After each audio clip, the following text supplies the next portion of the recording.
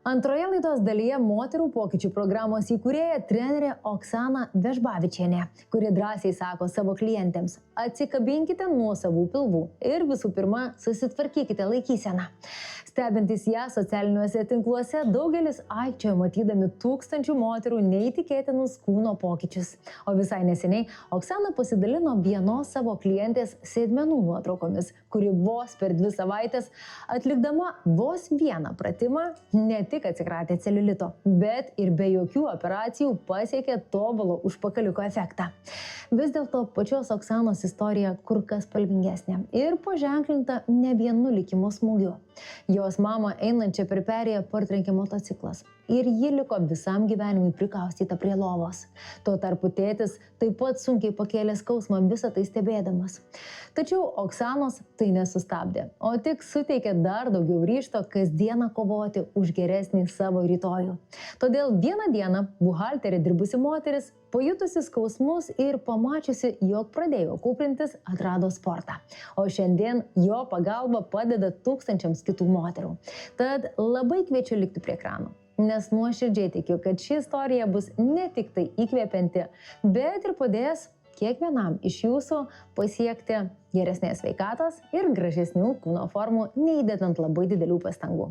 Likite prie ekranų.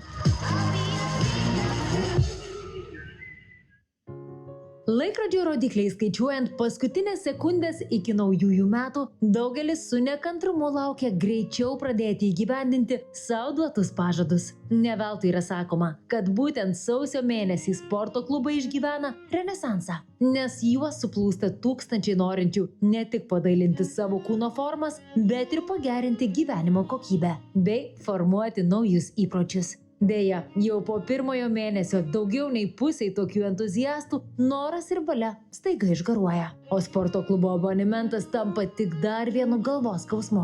Sporto trenerė, moterų pokyčių platformos įkūrėja, save tiesiog gyvenimo būdo mentorė pristatanti Oksana Vežbavičienė užtikrintai sako: pokyčiai įmanomi tik tada, kai tai tampa ne kasdienė kova su savimi, o įpročių teikiančių džiaugsmą. Nėra niekam per vėlų, jeigu mūsų smegenys mąsto. Tai 70 metų yra sunku mąstyti taip, kad tu dar turi tą gyvenimą ir ką tu gali siekti. Bet jeigu moteris yra tarp tų žmonių, kurie neleidžia jai pasenti smegenyse, ir jinai yra nors kažkiek aktyvi būdavo, taigi ir kelionės, tai nebūtinai sportas, šiaip aktyvi. Moteris bet kokia amžiaus, jinai turi imtis ir treniruotis. Nes jeigu pasižiūrim Instagrame, kur ten atlieka pratimus 75 metų ir tokia visa moteris ir tu supranti, kad tai yra tik tais amžius. Bet tu gali atrodyti ir būti energinga, nes sportas duoda ką? Smegenims? Maisto. Tai sportuoti reikia labiausia dėl smegenų. Tai kuo vyresnis žmogus, tuo daugiau jisai turi dėmesį skirti tai fiziniai veiklai. Per judesį, ne tai, kad vaikščioti. Vaikščiojimas tai jisai nestiprina juosmens. Dviratis nestiprina juosmens. Tu turi aplamai visą kūną stengtis treniruoti. Ir nesvarbu kiek metų. Kol mes sakau ne lavonai, tol mes galim savo kažką padaryti. Kažkodėl tie žmonės, kurie turi, kaip mano mama, po avarijos nejudėjimo dalykus, be judesio jinai jau būtų turbūt ne šitam pasaulyje. Bet būtent judesys jai padeda gyventi. Nors per prievartą, bet jai padeda judėti. Bet jinai, kai juda, jinai visai kitaip gyvena. Po reklamos matysite. Tikrai tas rezultatas 40 metų moters, jinai net neįsivaizduoja, jinai atėjo pas mane keistis dėl pilvo. Ir jinai sako, aš pamačiau, kad užpakalis mano niekada toks nebuvo, tai jinai tik gyvena dabar ne pilvu, o užpakaliu. Jau pamiršo apie pilvą, susitvarkys, sako.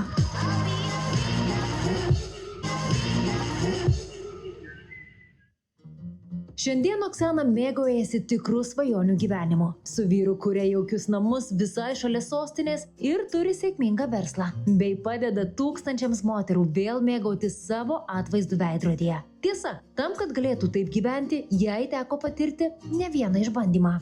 Kai mano mama partrenkė tėvo akise, tai gavosi, kad tėvas po pusę metų nušoko nuo 6 aukšto, bet jisai atsigavo, viskas yra gerai, bet jisai labai gyveno ta mama, kuri buvo anksčiau. Jinai jau kaip ir po avarijos jau buvo prie lovos prikaustyta, sakė, kad jinai neišgyvens, tai vieną pusę jai atsisakė, todėl kad operavo galvą. Ir po to po kažkiek metų, kai mano tėvas ją prižiūrėdavo, nežiūrėdavo savęs, ten nevalgydavo beveik, ten negerdavo, nieko neturėdavo savo gyvenime, o jinai neleisdavo, pavyzdžiui, savo daryti kažkokias mankštas. Jisai irgi neleisdavo. Ir po tos avarijos jinai po pusę metų galėjo atsistatyti su kvėpavimo pratimais, galėjo atsistatyti su kineziterapeutų pagalba, bet kineziterapeutai kiek galėjo, tiek padėjo, bet kadangi jie daug dalykų neleisdavo daryti per prievartą, tai tas judesys tapo jos tikrai ne toks, koks turėtų būti. Ir šią dieną mes turim tai, kad mano tėvas yra slaugoj po insulto, o jinai gyvena namie vežimėlyje. Ta siaubinga diena, kai visas jos iki tol niekuo iš kitų neišsiskiriantis gyvenimas apsivertė aukštyn kojomis, Oksana prisimena iki šiol, lyg tai būtų įvykę vakar. Jie ėjo per perėją tiesiog, sustojo visos mašinos ir tarp mašinų praskriejo tas motociklas. Bet tokiu greičiu, kad ten buvo neįmanoma nieko net pastebėti. Tai jinai ten stipriai ją ten nunešė toli ir tą berniuką nunešė toli. Tas berniukas buvo be registruotų numerių. Tai va ta tokia avarija, kuri atnešė mums labai daug visapusiško skausmo. Lyg to būtų maža, Oksanos tėtis negalėdamas pakelti skausmo dėl to, kad jo mylimą moterį avarija prikaustė prie lovos, vieną dieną bandė pakelti ranką prieš save.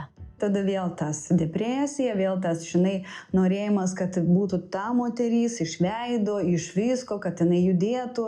Tai buvo labai sunkus dalykai ir tai ir yra meilė ta tokia nenormali, kai tu negali be šito žmogaus, ant tiek, kad tu jau žudaisi.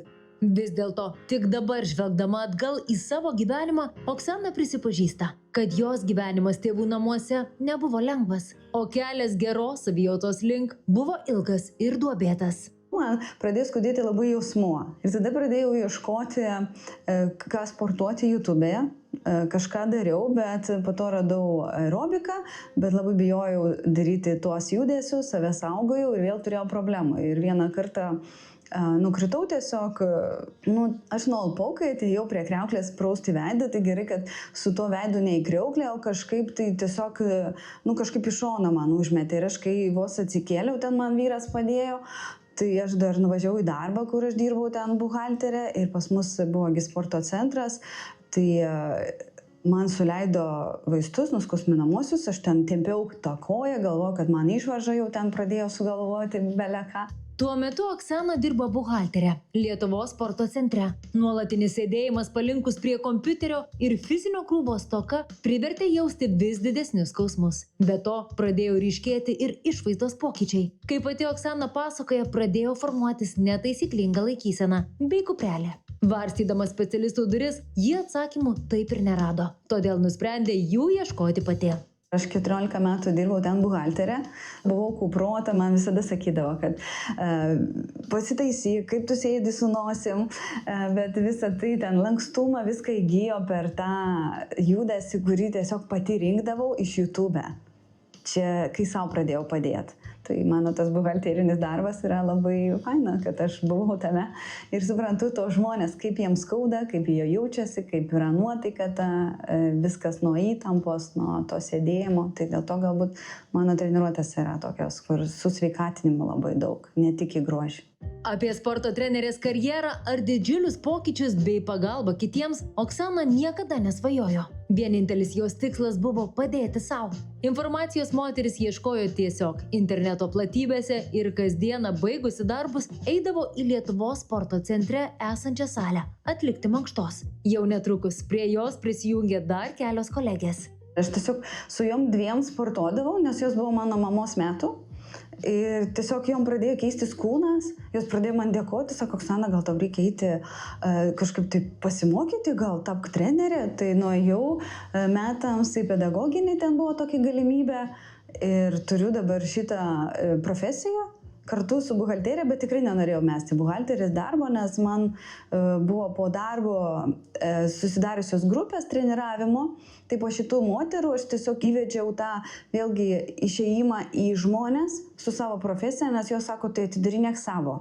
Mes tau mokėsim pinigus. Dienomis jį dirbo įprastą buhalterės darbą, o vakarais treniruodavo moteris. Kaip pati pasakoja, tiesiog turėjo šeštąjį jausmą, kaip taisyklingai turi judėti kūnas. Ir dabar Oksana neslepia, kad jeigu ne tuometinių kolegių padrasinimai, greičiausiai niekada nebūtų išėjusi iš senojo darbo ir pradėjusi statyti savo karjerą nuo nulio. O iš šalies stebėdama kitų trenerių darbą, Oksana neskuba kritikuoti. Gero blogo nėra, yra tik tais mūsų blogas priėjimas prie informacijos arba blogas priėjimas prie to trenerio. Ir žmogus jau turi visuose šaltiniuose ieškoti informaciją, kad tai nebūtų tik kūno kūryba. Kai bet tau sako, kad noriu gražos liemens, tai ką daro tam tikri treneriai, dauguma trenerių, didina užpakalius. O tą taliją jie net neakcentuoja, nes patys treneriai tiesiog neturi kada domėtis ir jie ką išmoko, tą nešioja. Ir jie visą laiką vis tiek treniruos taip, kaip treniruojasi jie. Tas pats kaip ir mityba. Kaip valgau, taip ir mokinsiu kitus. Tai pats žmogus sporto salėse turi išbandyti pradžiai trenerį ir išjausti, ar jis jam tinka ar ne. Ir jeigu jis jaučia, kad tai ne jam, tiesiog nebeiti pas tą trenerį. Vis dėlto pati Oksana labai greitai suprato, kad trenerės darbas sporto klube ne jai. Moteris yra įsitikinusi, kad visų pirma kiekvienas sportuojantis turi suprasti, kaip ir kodėl atlieka kiekvieną pratimą, o ne aklai klausyti trenerio nurodymų. Esmė, kad visi klubai akcentuoti į tam tikras treniruotes, kurios yra visuose sporto klubuose prieinamos ir labai norinčios. Tai dažniausiai žmonės nori intensyvumo, prakaito ir jie tada pagal to žmonės sudaro tai, kas tiem žmonėm patiktų. Tai reiškia, intensyvi treniruotė, tu ateini, tu net nespėjai pajungti raumenį darbui, tu pompuoji tą pilo presą, darai pilo užpakalio pratimai labai greitai, todėl kad treneris veda. Jisai 20 žmonių turi, jisai tikrai neprieis prie kiekvieno, jisai tiesiog daro energingai pagal muziką, todėl kad muzika tau leidžia atpalaiduoti. Žmogus net negalvodamas apie pratimo taisyklingumą, jisai žaloja save su tuo, kad jisai pats pasirenka tokią treniruotę. O sporto klubuose dažniausiai tokios treniruotės yra įnamiausios. O tos, kurios yra į sveikatinimą akcentuotos, tai nevertina. Gyvenimo būdo mentorė save pristatanti Oksana nusprendė, kad didžiausias jos pašaukimas ne tik dailios kūno formos ar grožis, o visų pirma gera žmogaus savijauta. Todėl drąsiai ir užtikrintai visoms moterims sako, atsikabinkite nuo savo pilvo ir visų pirma susitvarkykite laikyseną. Šiai dienai yra laikysena problema žmonėm ir dėl to tie pilvai iššoksta kaip balionas. Taip pat ir dubens dugnas ir tas juosmuo irgi yra silpnas. Tai tie raumenys, jie reikalauja priežiūros tam, kad tas pilvukas įeitų į vietą. Tai jeigu žmonės pradeda daryti ten laikysenos pratimus, būtent pagal tą sistemingą darbą, kurį aš duodu, tai jos atsiunčia man, pavyzdžiui, pokyčius, aš pamatau šonu ir aš sakau, tu čia pasiėmė turbūt talijos iššūkį. Sako, ne, Oksana, menčių iššūkį. Sakau, ta prasme, tu tik viršų darai ir tu neturi pilvo? Jis sako, aš pati nesupratau. Ir aš pati, kai pradėjau matyti rezultatus, aš pradėjau suprasti, kad pilvas yra laikysenos problema, dubens dugno problema, o po to tik tais jau mitybos ir, aišku, pilvo pūtimas. Ten, pavyzdžiui, kodėl atsilinkimai žmogus, kad atlieka, jis viską daro į pilvą. Tai jeigu jis daro viską į pilvą, tai reiškia oda kaba į apačią. Tai yra statiniai pilvo preso pratimai ir yra dinaminiai pilvo preso pratimai. Tai va tuos, kur atsilenkimus daro žmonės, turi daryti moteris tik tos, kurios neturi pilvų. Pradėjusi kurti moterų pokyčių bendruomenę, Oksana sako kardinalių pokyčių nei pati nesitikėjusi. Be to, juokiasi, nenumaniusi, kad daugelis turės tiek užsispyrimo ir valios. Juk dažnai daugelis sportuoti pradeda vedini didelio entuziazmo, kuris labai greitai užgęsta. Tačiau Oksanos siūlomos programos bei patarimai viliojo daugelį tuo, jog vien dirbant su savo kūno svoriu ir neišeinant iš namų, galima pasiekti neįtikėtinų rezultatų. Netgi pėdos atsako už tai, kad pilvas iškrenta. Nes pėdos yra pagrindas ir mes turim viską daryti sistemingai. Jeigu tu negali daryti viso kūno treniruotės protingos, tai reikia daryti tada stalčiukais. Nes tikrai tai veikia ir tai gali tik suprasti žmogus, kuris tokias programas turėjo. Nes aš tiesiog savaime kažkaip tai treniruodamas į taisyklingai dėl moterų, aš ištaisiau savo kuprą, lankstumą įgyjau. Todėl, kad aš su kiekvienu priėjimo prie žmonių, kur tave žiūri 15 žmonių ir tu treniruojas, tu turi būti visa tiesi, tu turi tos pirštus išskleisti. Ir tada, kai tu tą darai, ir pas mane atsirado galbūt tas suvokimas per jų pokyčius ir tada pamatai, kas vyksta ir tada galvoji, čia menčių iššūkis taip daro, tada pradedi gilintis ir supranti, kad taip, tai yra anatomija jau, kineziterapiniai dalykai, kurių mus nemokina trenerius. Čia jau mes turim patys mokintis. Tai va tas pilvą reikia atsikabinti nuo pilvo ir pradėti nuo stalčiukų kūno. Kiekvienas žmogus turi kiekvieną stalčiuką sutvarkyti.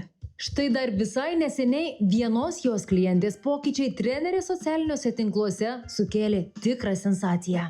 Per 2 savaitės, bet ten labiau kalba eina apie pakelimą to užpakalį. Tai kur pakelimas užpakalį, tai vienas pratimas. Tai yra suguma arba bėgumos ir 2 savaitės mes darom tą patį, bet aš keičiu principą tiesiog to pratimo. O tas lygumas užpakaliu, kur susitraukia celiulitas, tai kaip jinai ir pasakė pati, tai yra kolageno pagalba, kurį jinai pradėjo gerti irgi, kurį aš parekomendavau. Aš nesu už papildus ir nesu prieš, bet kai tu matai ir tu pamatai pirmą kartą, tada supranti, ką tavo pratimai daro ir ką daro tam tikri įvedimai sistemingi. Tai čia tikrai tas rezultatas, 7 metų moters, jinai net neįsivaizduoja, jinai atėjo pas mane keistis dėl pilvo. Ir jinai sako, aš pamačiau, kad užpakalis mano niekada toks nebuvo, tai jinai tik gyvena dabar ne pilvu, o užpakaliu. Jau pamiršo apie pilvą, susitvarkys, sako.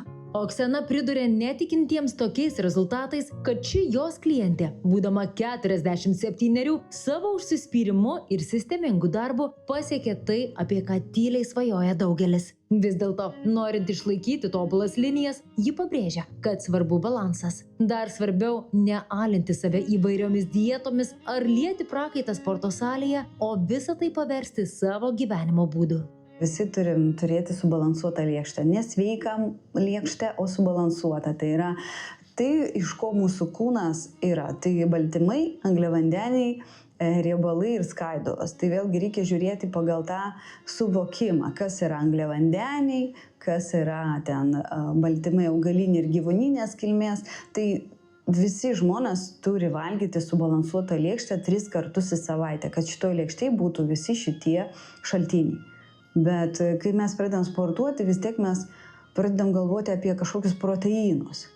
Išgersim ir kažkas bus. Bet jeigu mes valgom mažai daržovių, tai mūsų mikrobiota yra, pavyzdžiui, nebalanse ir tada gaunasi, kad tas baltymas, kur jis eina, nesisavina. Taip, kaip turi savintis. Tai vat, kaip aš visas mokinu moteris, ypač vyresnio amžiaus, jeigu jau tampam, tai nyksta raumenės, tai ką daryti? Ne tai, kad valgyti tik baltymus. Baltyminė dieta yra labai žalinga, kaip ir bet kokia dieta, kuri ten visiškai kardinaliai kažko atsisakai. Ten, pavyzdžiui, keto irgi yra žalinga, jeigu tu ilgai ją laikaisi. Tai turim tiesiog suprasti.